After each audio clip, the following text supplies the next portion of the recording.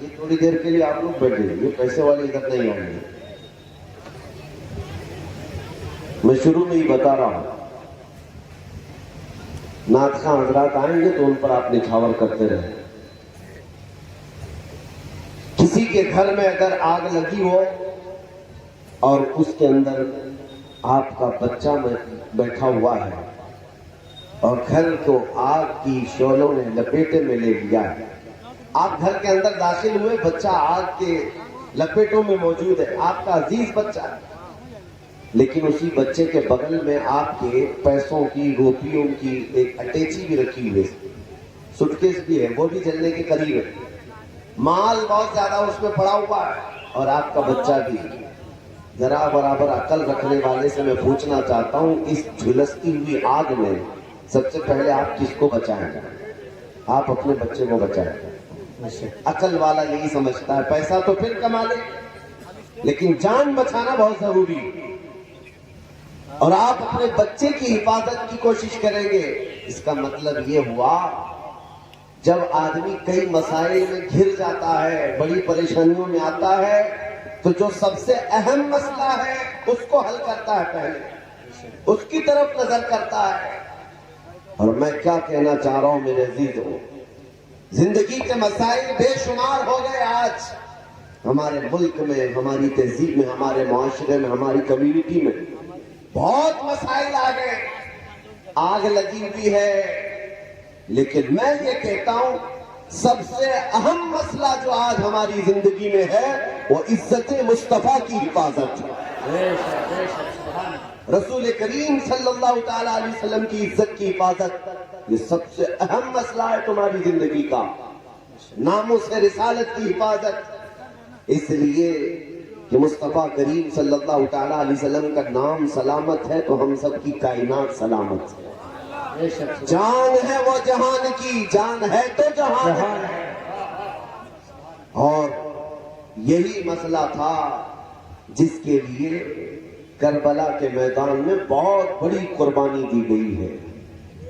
ایک طرف امام حسین کے سامنے ان کے چھوٹے بچے بھی تھے، ان کا خاندان بھی تھا، اور ایک طرف رسول اللہ کے نام کی عظمت تھی. میں مثال کے ذریعے سے آپ کو سمجھا رہا ہوں. اب گھر کی بات میں نے کہا، جب آپ کے ہاں پیسوں کی اٹیچی ہے اور بچہ ہے تو آپ اٹیچی کو چھوڑ دیں گے، بچے کو بچا لیں گے. لیکن جب میرے مصطفیٰ کی عزت کی بات آئے، حسینی کردار یہ ہے نہ بچہ دیکھا جائے نہ جان دیکھی جائے، پہلے میرے مصطفیٰ کا نام دیکھا جائے. وہ جو نہ تھے تو کچھ نہ تھا، وہ جو نہ ہو تو. سنیوں کو یہ جملہ معلوم ہے، وہ جو نہ ہو تو. پھر سے میں پوچھتا ہوں، وہ جو نہ ہو تو. حضور پاک صلی اللہ تعالی علیہ وسلم کا اگر نام نہیں ہے ہماری زندگی میں تو کچھ نہیں ہے. اور اقبال یہ کہتا ہے، آبروئے ماں زنام مصطفیٰ، ہم سب کی عزت و آبرو رسول اللہ کے نام سے ہے. اگر وہ نام ہماری زندگیوں سے ختم کر دیا گیا تو ہم چلتی پھرتی لاشیں ہیں. میاں ہم آپ کے سامنے اپنے باپ کے نام سے مشہور نہیں، میرے مصطفیٰ کی قدموں سے مشہور ہے. اگر وہ نسبت سلامت ہے تو یہاں بھی سرخروئی ہے، وہاں بھی کامیابی ہے.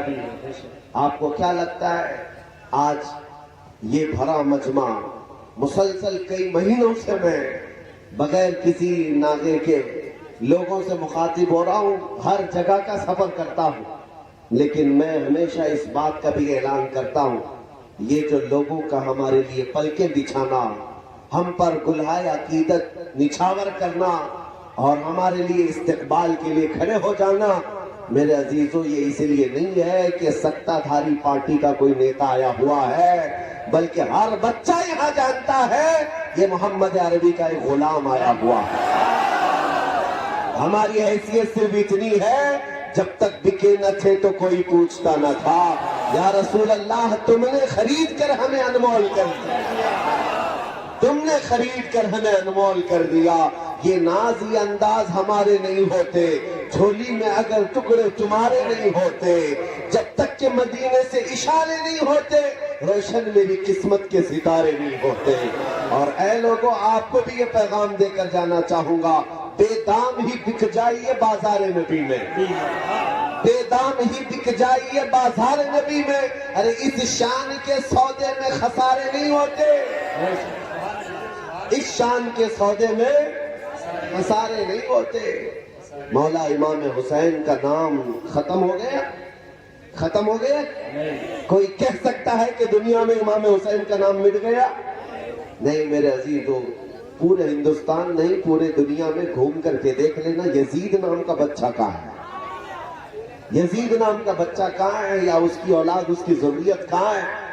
آپ کو پتا ہے کربلا کا اتنا عظیم حادثہ پیش آیا، 22,000 کتے مل کر رسول اللہ کے ایک شیر کے مقابل میں آئے تھے۔ دنیا کو یہ دکھایا بھی کہ ہم نے ان کے خاندان کو کاٹ دیا، مار دیا، اور بہت سارے کربلا کے واقعات سنتے ہیں، ہر سال سنتے ہیں آپ، ان کے جوان بیٹوں کی لاشوں پر گھوڑے دوڑا دیے۔ میرے عزیزو، یہ واقعات صرف رونے کے لیے نہیں ہے، یہ واقعات ماتم کرنے کے لیے نہیں ہے، یہ واقعات سننے کے بعد میں یہ کہتا ہوں کربلا کی داستان سنانے کا اہل مقرر ہو، اگر کربلا کی داستان سنانے والا اہل مقرر ہو تو سننے والوں کی کیفیت یہ ہونی چاہیے، امام حسین کو سننے والا 80 سال کا بوڑھا ہو، اس کے اندر 25 سال کی جوانی آ جائے۔ سبحان اللہ، سبحان اللہ، سبحان امام حسین کو سن کر کے صرف ماتھا پیٹنا، سینہ پیٹنا اور رونا دھونا نہیں ہے، بلکہ تمہیں یہ یقین بھی دل میں پیدا کرنا چاہیے 22,000 آ گئے۔ امام حسین کو پتا تھا، اور 3 دن کی بھوک بھی تھی، پیاس بھی تھی، بچے بھی تھے، عورتیں بھی تھی، لیکن وہ رسول اللہ کا ہاشمی شیر کیسا تھا، چاہتا تو وہاں پر سمجھوتا کر کے نکل جاتا اور رات کی تاریکی میں کہیں اس میدان سے غائب ہوتا۔ نہیں، حسینی کردار نے یہ بتایا قیامت تک آنے والوں کے لیے تعداد سے حق جماعت کبھی نہیں گھبراتی، تعداد سے حق جماعت کبھی نہیں گھبراتی۔ آج جن کتوں کے درندے ہونے پر لوگوں کو ڈر اور سہم پیدا ہو گیا ہے، آج ہمارے ہاں پر لوگوں کو ایسا لگنے لگ گیا ارے بڑی بڑی طاقتیں یہاں پر ہمارے سامنے ہیں، حکومت آ گئی ہے، تخت ان کا ہے، فوج ان کی ہے، سارا ان کا ہے، ہم تو آٹے میں نمک کے برابر ہیں، پتہ نہیں کب پیس ڈالیں گے، کب کاٹ ڈالیں گے۔ لیکن ایک بات یاد رکھنا میرے عزیزوں، کاغذ کے آئے ہوئے شیروں کے بلڈوزر سے حسینی جوان کبھی نہیں گھبراتا۔ اسلام کل تھا، آج ہے، اور صبح قیامت تک رہے گا۔ حسین اعظم کا پیغام یہ ہے، قیامت تک رہے گا۔ حسین اعظم کا پیغام یہ ہے، ہم تعداد سے کبھی نہیں گھبراتے، سر کٹا سکتا ہے لیکن سر جھکا سکتا نہیں، مرد حق باطل کے آگے مات کھا سکتا نہیں، سر کٹا سکتا ہے لیکن سر جھکا سکتا نہیں۔ یہ اصل تمہارے اندر آ جائے، حق کے لیے کھڑے رہو، حق کے لیے کھڑے رہو، جھوٹ کے لیے نہیں، سچ کے لیے کھڑے رہو، اور اللہ کی مدد آئے گی، اللہ کی مدد تمہارے ساتھ ہے۔ میں جو فلسفہ پیش کرنے جا رہا تھا وہ یہ ہے کہ داستانوں میں تو سنا ہے کہ رسول اللہ کے خاندان کے بچوں کا بہت بے دردی کے ساتھ ظالموں نے قتل کیا تھا، کربلا کے ریزداروں نے خون حسین کے قطروں کو دیکھا ہے، لیکن ہوا کیا؟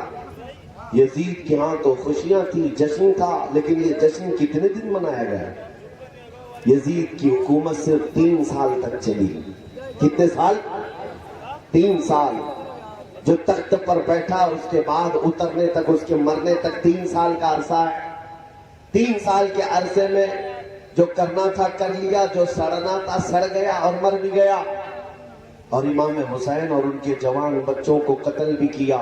لیکن میں پوچھنا چاہتا ہوں، 3 سال کی حکومت تھی، بادشاہت تھی، فوج ان کے ساتھ، طاقت ان کے ساتھ، لیکن 3 سال کے بعد نہ فوج ہے، نہ طاقت ہے، نہ نام ہے، لیکن 1400 سال گزر گئے، حسین کی بادشاہت اب بھی موجود ہے، اب بھی موجود ہے۔ ہمارے ایک ساتھی انہوں نے کہا دمشق گئے تھے، ملک شام، ملک شام آج بھی وہ دمشق کا شہر موجود ہے۔ جا کر انہوں نے پوچھا کہ یہاں سنا ہے یزید کا تخت لگتا تھا، دارالحکومت ہے یہ؟ یہاں قصر عمارت ہوا کرتا تھا، وہ کہاں ہے؟ لوگوں نے ہنس کر کے کہا نہ یہاں کوئی تخت کا نشان ہے نہ کوئی محل کا نشان ہے۔ یزید کا دربار تھا، تاریخ میں ہے۔ اچھا دربار تو ختم ہو گیا، تاریخ میں مرنے کے بعد آدمی کی قبر تو ہوتی ہے۔ وہاں کے مقامی لوگوں نے کہا، ایک جگہ لے جا کر کہا یہ جہاں دمشق کا پورا کچرا ڈم کرنے کے لیے آتا ہے، جہاں پورا کوڑا کرکٹ لا کر ڈالا جاتا ہے، اس کوڑے کرکٹ کے بیچ میں کہیں اس کی قبر بھی کھو گئی، ختم ہو گئی۔ لوگوں نے بتایا اس میں گم ہو گئی، پتہ نہیں ہے۔ ایک طرف کوڑے کرکٹ میں گم ہونے والی یہ قبر، اور پھر اس کے بعد ہم کہتے ہیں میرے عزیزوں، اللہ کسی کو توفیق دے تو عراق کے شہر کربلا میں چلے جائیں اور جا کر پوچھے کہ ہم نے سنا ہے کہ یہاں ایک میدان تھا جس میں رسول اللہ کے خاندان کے بچوں کے ٹکڑے کیے گئے تھے، یہاں ان کے خون کو بہایا گیا تھا، وہ کہاں ہے؟ لے جا کر لوگ تمہیں کھڑا کر دیں گے، میاں یہاں کوئی میدان اب باقی نہیں ہے، یہاں تو لہلہاتا ہوا ایک ایسا چمنستان ہے، بلکہ دنیا کے عظیم شہروں میں ایک شہر بن گیا ہے کربلا۔ وہاں کوئی جنگ کا میدان، کوئی ٹکڑے، کوئی خون کے نشان نہیں، بلکہ دربار حسین کے سامنے لے جا کر لوگ تمہیں کھڑا کر دیں گے، سونے سے کلئی کیا ہوا حسین گنبد نظر آئے گا، اس پر سرخ رنگ کا لہراتا ہوا جھنڈا 20 کلومیٹر دور سے نظر آتا ہوگا، ہر جانے والا دیکھ کر سلامی لیتا ہے، وہ لہراتا ہوا پرچم پکار پکار کر آنے والوں سے یہ کہتا ہے، اے آنے والے تو دمشق بھی جا کر آیا اور اس شاہی تخت کو ڈھونڈ کر آیا، نہیں ملا، نہ قبر ملی، لیکن کربلا میں ٹکڑے ہو چکے تھے، جھنڈا تو ابھی ہمارا ہی لہرا رہا ہے، پھر تمہیں وہ جھنڈا پکار کر کہے گا شاہ است حسین، بادشاہ است حسین، دین است حسین، دین پنا است حسین، حقہ کے بنائے لا الہ است حسین۔ ماشاءاللہ، نعرہ تکبیر، نعرہ رسالت، شہید اعظم کانفرنس حضرت علامہ مفتی سلمان اظہری صاحب قبلہ، علماء اہل سنت حضور سیدی معراج میاں صاحب قبلہ۔ میرے عزیزوں، زندگی اور موت ٹکڑے ہو جانے کا نام نہیں ہے، یہ سمجھ کر کے چلیں۔ اگر کسی کا نام موت ہے تو پھر امام حسین کا نام بھی ختم ہو جانا چاہیے۔ موت اس کا، ہاں ٹھیک ہے، اعضاء سے روح نکل گئی، موت کا حکم تو ہے، لیکن یہ جو مجموع میں اتنا زندہ ہے، اتنا زندہ ہے کہ نام اگر ان کا لے لیا جائے تو بجھے ہوئے دلوں میں زندگی آ جائے، مرجھائے ہوئے دلوں میں زندگی آ جائے۔ قرآن کا ایک فلسفہ میں تمہیں سمجھاتا ہوں، میں نے وہی آیت پڑھی ہوئی، اللہ قرآن میں فرماتا ہے، دو آیتیں پڑھتا ہوں، ایک ہے اِنَّكَ لَا تُسْمِعُ الْمَوْتَى وَلَا تُسْمِعُ الصُّمَّ الدُّعَاءَ۔ مکہ کے جو کفار و مشرکین تھے، دشمنان رسول، ان کے بارے میں قرآن کہتا ہے اے رسول یہ مردہ ہیں، آپ انہیں کچھ سنا نہیں سکتے۔ یہ کس کے بارے میں؟ ابو جہل ہے، عتبہ، شیبہ، ابو لہب ہے، یہ وہ دشمنان رسول، دشمنان اسلام، ان کے بارے میں قرآن کہتا ہے یہ گونگے بہرے ہیں، مردہ ہے، انہیں آپ کچھ سنا نہیں سکتے، جبکہ دنیا دیکھ رہی، وہ چل رہے ہیں، پھر رہے ہیں، کھا رہے ہیں، پی رہے ہیں، اٹھ رہے ہیں، بیٹھ رہے ہیں، بات کر رہے ہیں، لیکن قرآن کیا کہہ رہا ہے؟ قرآن کیا کہہ رہا ہے؟ یہ مردہ ہے۔ بات سمجھ میں آ رہی ہے نہیں؟ ہماری بات سمجھ میں آ رہی ہے؟ یوں ہی چلا رہے ہیں؟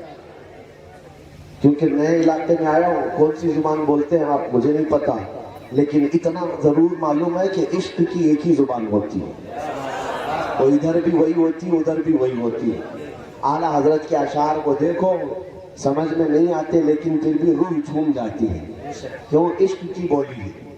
میں آپ سے پوچھ رہا ہوں، قرآن کہتا ہے چل رہے ہیں، پھر رہے ہیں مکہ کے یہ دشمنان مصطفیٰ، لیکن قرآن کہتا ہے یہ مردہ ہے۔ دنیا تو انہیں دیکھ رہی زندہ ہے، لیکن قرآن کہہ رہا ہے مردہ ہے۔ اور ایک طرف بدر میں، احد میں، خندق میں، کربلا کے میدان میں جن کی گردنیں کٹ کر الگ ہو گئی، قرآن کہتا ہے لا تقولوا لمن يقتل في سبيل الله امواتا، اے لوگوں جو اللہ کی راہ میں قتل ہو گئے ہیں، مردہ مت کہو، یہ زندہ ہے۔ 1000 ٹکڑے ہو گئے، لیکن پھر بھی قرآن کیا کہتا ہے؟ یہ کیا ہے؟ زندہ ہے۔ اب سمجھ میں آ رہی بات؟ مکہ میں چلنے پھرنے والوں کو قرآن کہہ رہا ہے یہ مردہ ہے، اور جن کے 1000 ٹکڑے ہو گئے قرآن کہہ رہا ہے یہ زندہ ہے. تو زندہ کون ہے پھر مردہ کون ہے؟ قرآن کا فلسفہ یہ بتاتا ہے چلنا پھرنا اٹھنا بیٹھنا بات کرنا اس کا نام زندگی نہیں ہے، اور کٹ جانا ٹکڑے ہو جانا صرف اس کا نام موت نہیں ہے. قرآن کی روح سے اگر دیکھا جائے تو چل پھر کر کے اگر حضور پاک سے دشمنی رکھتا ہے تو وہ بول چال کر کے بھی مردہ ہے، اور اگر میرے مصطفیٰ کی عزت پر مر جائے 1000 ٹکڑے بھی ہو جائے تو قرآن اسے زندہ کہتا ہے. تو موت دشمنی اسلام کا نام ہے اور عشق مصطفیٰ کا نام زندگی ہے. زندگی ہے. سبحان اللہ. یہی زندگی ہے. اور اگر تمہارے پاس یہ دولت ہے تو پھر موت سے بھی ڈرنا کیا؟ موت سے بھی ڈرنا کیا؟ سب سے زیادہ آج دنیا کس بات سے تمہیں ڈراتی ہے؟ سب سے بڑی سزا دنیا میں اگر کوئی ہے تو موت کی سزا ہے. کون سی ہے؟ اس سے بڑی سزا کیا ہے؟ لیکن عاشق مصطفیٰ کے لیے، مومن جو سچا مومن ہے اس کے لیے موت کوئی حادثہ نہیں ہے، موت کوئی ڈراونا خواب نہیں ہے، بلکہ عاشق مصطفیٰ کے لیے موت تحفہ ہے.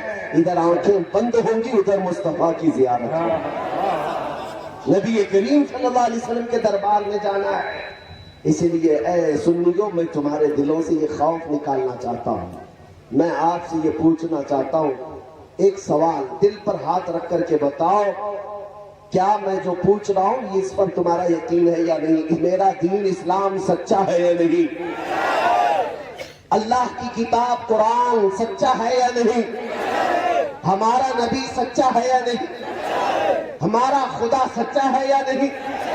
جس دین کے جس قوم کے اندر یہ جذبہ ہے تمہارا خدا سچا، تمہارا نبی سچا، تمہاری کتاب سچی، تمہارا دین سچا، جب سارا سچا ہے تو پھر میرے عزیزوں مجرموں کی طرح سر جھکا کر نہیں بلکہ علل اعلان سر اٹھا کر کیا کرو. اعلیٰ حضرت نے فرمایا ہے خوف نہ رکھ رضا ذرا تو ہے عبد مصطفیٰ. خوف نہ رکھ رضا ذرا تو ہے عبد مصطفیٰ، تیرے لیے امان ہے، تیرے لیے امان ہے. مجرم قوم سے تمہارا کوئی تعلق نہیں ہے، نہ تم آتنکی ہو نہ آتنکوادی، اور نہ ہی تمہارا دہشت سے